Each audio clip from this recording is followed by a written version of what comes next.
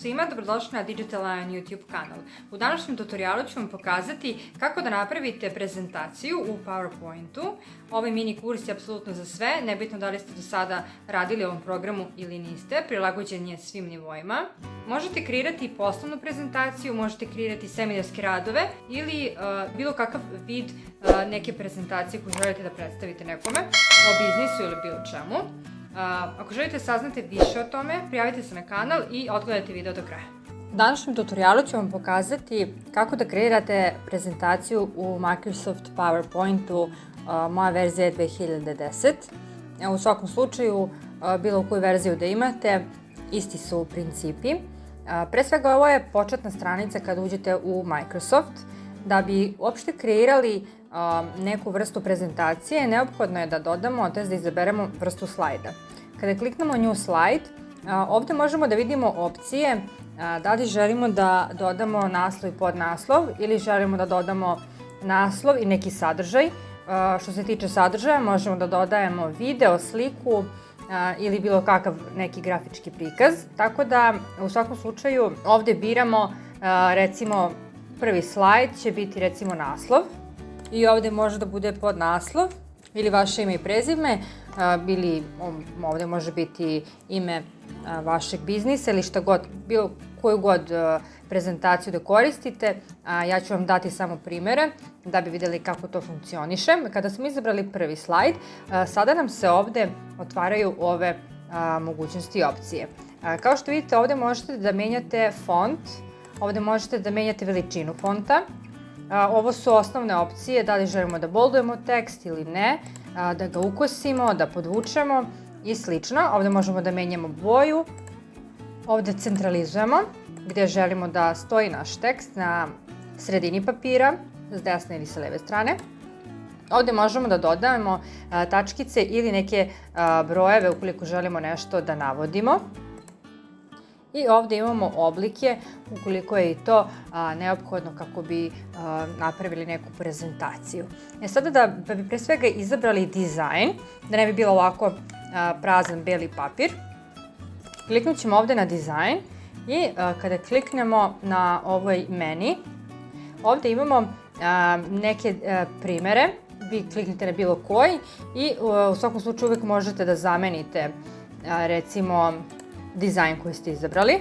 Kada kliknete ovde na boju, ovde možete da menjate boje samog ovog dizajna. Dizajn može da ostane isti, ali samo recimo da promenite broju. Takođe ovde možete da menjate font i ovde možete da menjate neke recimo efekte. Kada kliknemo na Insert, ovde imamo mogućnost da kreiramo neku tabelu. Kao što vidite, nije neophodno da klikćete po ovoj tabeli, već samo da prevučete mišem i automatski ćete napraviti neku tabelu. Ukoliko želite da dodate neku sliku, kliknite na Picture i zatim iz kompjutera dodate sliku koja je vama neophodna. Vratit ćemo se na Home, samo da vam pokažem kako se dodaje slajd. Opet kliknite na New Slide i recimo izaberete neki sadržaj gde ćete uneti naslov i gde ćete uneti recimo neki podnaslov i ovde možete da dodajete zvuk, video, sliku, neki grafički prikaz ili šta god da je vama potrebno. Kako kliknete sa ove leve strane na ove slajdove, dobijate mogućnost da izmenjujete. Da biste izmenili recimo prvi slajd, neophodno je da prvo kliknete na taj prvi slajd, zatim možete da izmenjujete informacije. Kada kliknemo na Insert, ovde možemo da dodajemo Clip Art. Šta je u stvari Clip Art? Tu možemo da dodajemo neke animacije koje su nam potrebne kako bi napravili prezentaciju recimo za naš biznis i ovde pretražujemo recimo neke slike ili neku grafiku koja nam je potrebna. Mi to naravno možemo koristiti što se tiče prezentacije, tako da ukoliko nemate slike koje su vam potrebne recimo za vašu prezentaciju, ovde možete da pronađete. Zatim možete da kreirate fotoalbum, možete da unesete, ovde imate još dosta nekih oblika ukoliko vam je to potrebno. Smart Art su takođe neka vrsta infografika koje možete takođe da dodajete u vašu prezentaciju. Jednostavno izaberete i kliknete OK i na taj način ćete dobiti, kao što vidite, mogućnost da dodajete slike i tekst. Ako ne želite, možete jednostavno da se vratite unazad i to je to, poništit će se. Transitions su u stvari efekti koje možete da primenjujete na tekstu, na slici ili bilo gde. Naravno, on će se prikazati ukoliko vi to sačuvate kao video. Ukoliko ne sačuvate kao video, neće se vidjeti animacije koje ste dodali prethodno, već ako sačuvate samo u PDF-u kao prezentaciju, kao slideshow, ajde tako kažem, neće se vidjeti animacija. Ovdje imate takođe još animacija. Kako, recimo, priđete ovoj animaciji, možete vidjeti kako bi izgledao vaš tekst. Vi ne morate da kliknete na nju da izaberete, već samo dođete mišem, recimo, do nekog efekta i on će vam prikazati kako bi izgledao to na vašem tekstu. Kada kliknemo na format, ovde možemo da dodajemo, recimo, još neke efekte što se tiče našeg teksta. Možemo da izmenjujemo boju, možemo da izmenjujemo efekte.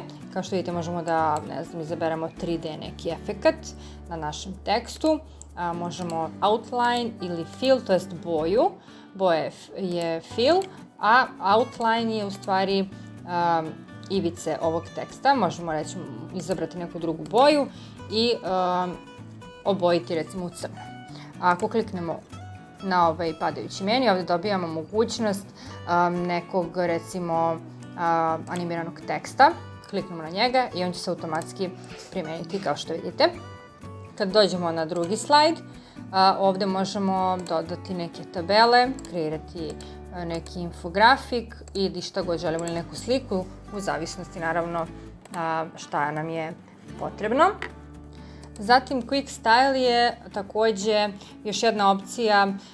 Možemo, recimo, da obojimo ovaj kvadratić u neku boju, recimo plavu, kliknete na nju i on će se automatski obojiti.